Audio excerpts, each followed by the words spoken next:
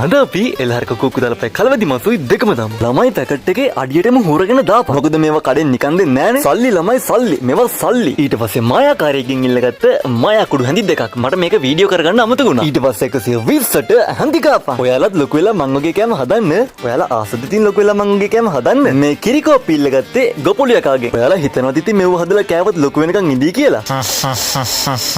ඒ කපටි විදිහට hina උනේ. 120ට හැඳි කාපන්. එතකොට මේ වගේ සෝස් එකක් හැදෙනවා. ඊට පස්සේ මේ වගේ පවුඩර් හැඳි කීපයකුයි ඒකට ග්ලූකෝස් චුට්ටකුයි දාගන්න. ඊට පස්සේ කිකිලිකින් ඉල්ලගත්ත බිත්තරයක් මෙහෙම දාගන්න. හොඳින් ඉල්ලලත් බිත්තරේ දුන්නේ නැත්නම් බෙල්ලෙන් අල්ලලා හොල්ලපන්. ඊට පස්සේ ආයෙත් 120ට හැඳිකා ගන්න. ඊට පස්සේ ජෝ දාපන් ජෝ. ඊට පස්සේ 120ට හැඳිකා ගන්න එපා. මිශ්‍රණය තොපේ මූණේ තියෙන. මේක ෆේස් පැක් එකක් නෙවෙයිනේ. මේක කෑමක්. මම මේක හැඳිකාගෙන එනකන් ගිහින් ලිපපත්තු කරපන්.